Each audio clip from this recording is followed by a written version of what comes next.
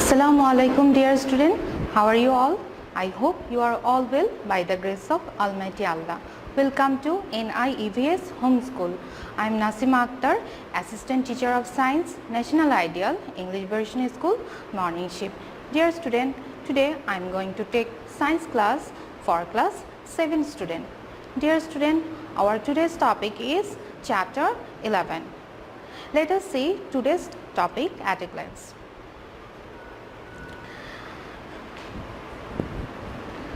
Our today's topic is chapter 11 and the name of our chapter is change in surrounding and various incidents. And this is lecture number 17 and I will give you SW. Our today's SW number will be 14 number SW. So dear student, let us start today's class. From the beginning of this class you can see here is the lesson 1. And here is an experiment, melting and boiling. And this work is wait for sometimes after keeping some ice cube in a small pot. What is happening? The ice is turning into water by melting gradually. Well, now tell, are water and ice the same matter or different? Water and ice are the same matter. They are not different. The states are different only. While it is in the form of water, it is liquid, and while it is in the shape of ice, it is solid. The change of state where ice turns to water is called physical change. What happens if water is heated? The temperature of water increases and the water state starts to boil at a certain point. Is boiling point of water physical change? Yes, obviously it is a physical change because it turns into water from liquid to gaseous state. Even it does not turn into a new substance and its property remains unchanged. Again, if you cut a big paper into small pieces, will it a physical change? Yes, it will be a physical change as well. Because of that, the paper only turns into small pieces, but it remains the same substance and its property has not changed as well. You can do this experiment at your home. Thus, the changes of matter will lead the transformation in the state or shape but does not create a new substance and keeps the properties of matter unchanged are called physical change. Now lesson 2. Lesson 2 is decaying of metal. All of you are well known about rod made from iron. Rust occurs in iron rod if it is kept outside for some days and gradually the rod becomes wear off. Do you know what rust is and how it is formed? Here is a experiment. This is a work that take a pot containing half of water. Carefully drop the pin into the water of that pot. Keep that pot for 2 or 3 days.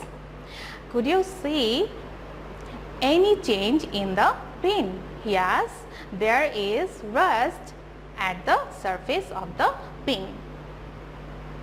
And next, what is change called occurring in this iron? It is it a physical change? Here, ferric oxide. Here, ferric oxide has formed from the reaction of iron, oxygen and water. I am repeating this line here. Ferric oxide has formed from the reaction of iron, oxygen and water. This water mixed ferric oxide is called rust. Thus, it can be observed that iron transforms into a different substance called ferric oxide, which has completely different properties than iron. Such changes where one or more than one substance transform completely into a new substance having different properties is called chemical change. I am repeating this line, this is important. You can see such changes where one or more than one substance transforms completely into a new substance having different properties is called chemical change.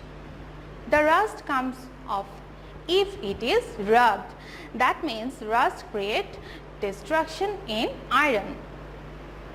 Similarly, other metals like aluminum and copper decay if they are kept in air. But some metals like gold, platinum do not decay in the open air.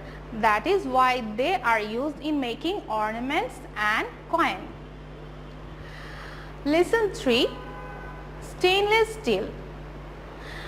Well, do you know what stainless steel is or whether rust is seen in it or not? Stainless steel is prepared by mixing carbon, nickel and chromium with iron. Mainly it is a mixture. Stainless steel is several items stronger and harder than iron. Most interestingly, rust does not occur in it. Now let's confirm it from experiment. Here is an experiment and this work is take 2/3 of water in a pot and dip a spoon made of stainless steel and a nail into it for some days. Like this way. Is there any rust in the spoon? No, you will not. No, there is no, because the property of iron is stainless steel is different from original iron. So, it cannot create rust by reacting with oxygen and water. But nail creates rust on it because it is made of iron. Now, prepare a list of metallic stuffs used at home and observe which of them are decaying gradually and which are not. Think the reason behind that. If the metallic substances gradually decay, they will be unable to use. But if we are conscious of using those with proper care, then it will be possible to prevent the decay. For example, we can keep iron made stuff like hammer, spike, etc. far from water in a dry space. It is possible to avoid the rust by steeping those in oil or grease. Now, a question can be raised: what should be done to avoid rust in metals? Galvanizing, painting and electroplating are some ways to avoid rust in metals. Now, let's be acquainted with them. Now, galvanizing. What is galvanizing? In our daily life, we use zinc in various activities. Galvanizing is one of the best of them. To give a layer of zinc in an ionic stuff is called galvanizing. The layer of zinc protects iron from oxygen and water of the air, thus rust cannot be seen. Iron does not decay as well. The metals can be protected by giving layer on tin instead of zinc. Now, painting. The erosion of metals can be controlled through painting.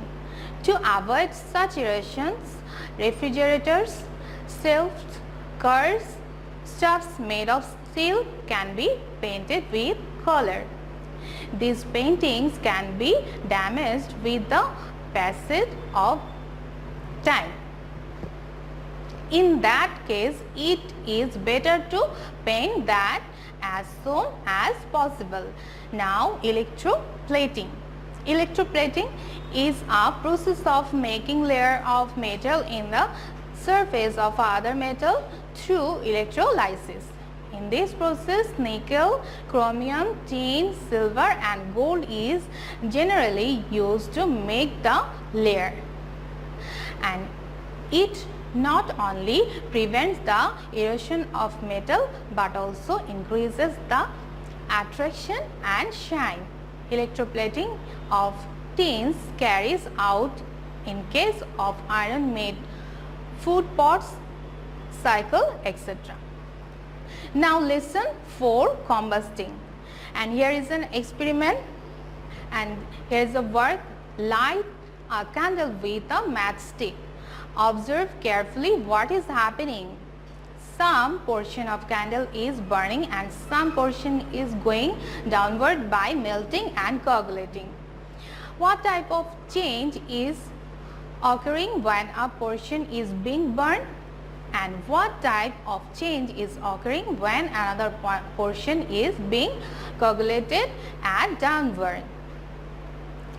One portion of the candle is burning through the wick. Candle turns to carbon dioxide and water by reacting with oxygen and producing light and heat energy. Since the produced carbon dioxide is colorless and the water becomes vaporized, we cannot see that.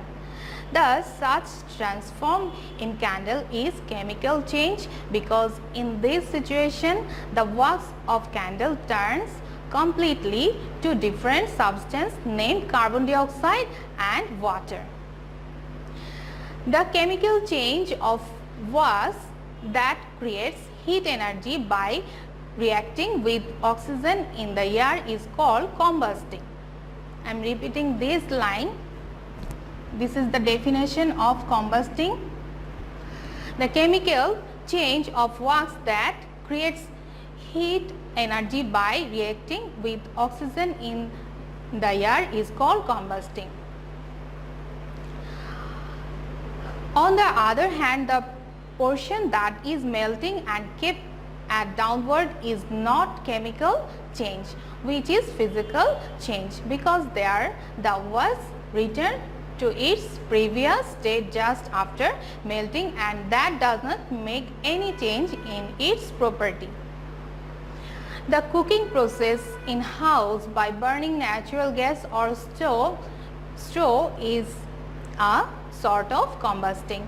Here the gas or stove products produced a huge amount of heat energy by conducting reaction with oxygen in air that helps us in cooking.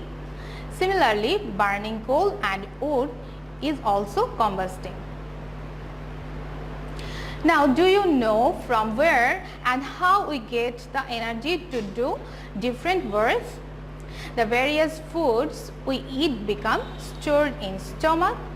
After being digested, nutrients are absorbed in the body. A huge amount of heat is produced by breaking these foods in the body's cell. We do various works by using that heat energy. If the heat energy was not produced, we won't get energy to do any work. Thus, it has become clear that the process which helps to give us energy from food is a kind of combusting. What happens if we do not eat for a long time? We don't get energy. We cannot work as well because the combusting stops if we do not eat. That leads to stop the production of heat energy, and thus we do not get any energy too. So every combusting is chemical change. Every combusting is one kind of chemical change. Now lesson 5 to 6. Photosynthesis, water cycle, and carbon cycle and oxygen cycle. photosynthesis. You know that with the help of sunlight, the plants prepare their own food through photosynthesis. Do you know how this happens? Is it physical or chemical change? In photosynthesis, the plants produce glucose and oxygen by the reaction of carbon dioxide and water with the help of light.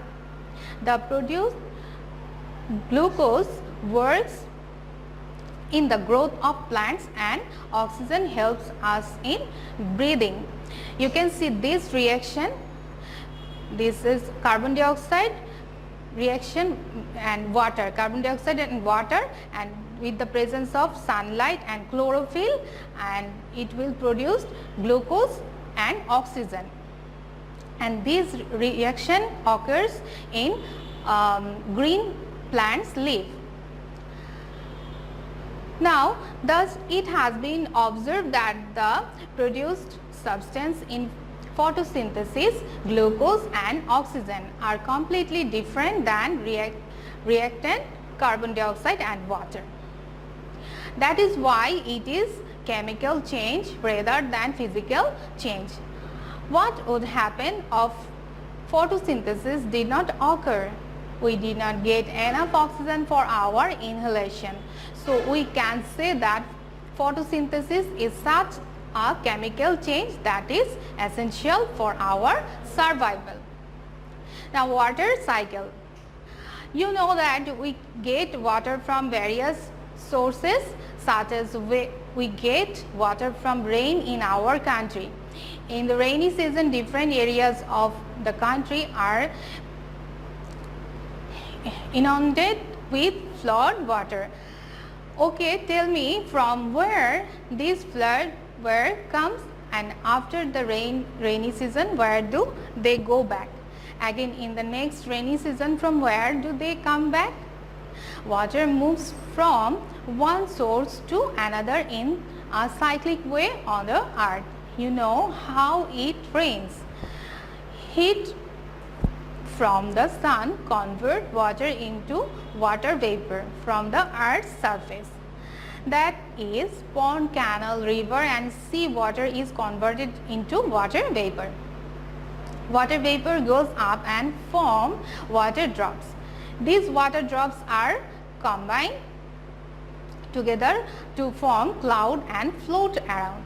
Water drops of the cloud combine with each other to form large drops that come down to the earth's surface and raindrop as raindrops.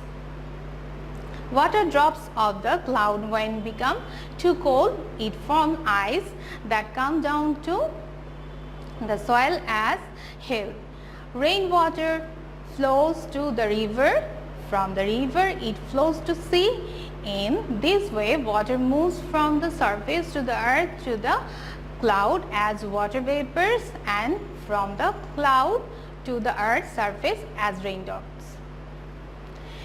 This rainwater flows to the river, from where they ultimately reach the sea. This cycle movement of water is called water cycle. It is to be remembered that a portion of rainwater goes down under the soil and make a reservoir. It is called underground water. We lift this underground water and use it for drinking, washing and irrigation purposes. And this is water cycle. Dear student, I have finished my today's topic. Now I will give you SW. Our today's SW number is 14 number SW. This is 14 number SW.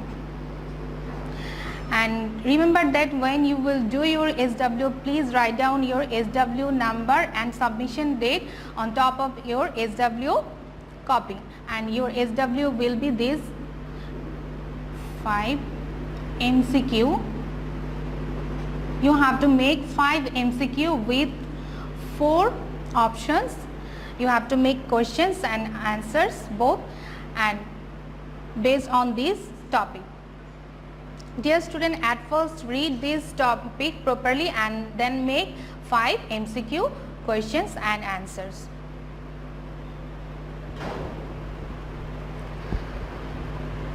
So dear student, I hope you have understood today's topic. Keep practice it at home and do your SN SW in your SW copy, and you will get 2.5 marks for each SW. So dear students, stay home and we'll see you again in our next class. Till then, Assalamu alaikum. Thank you.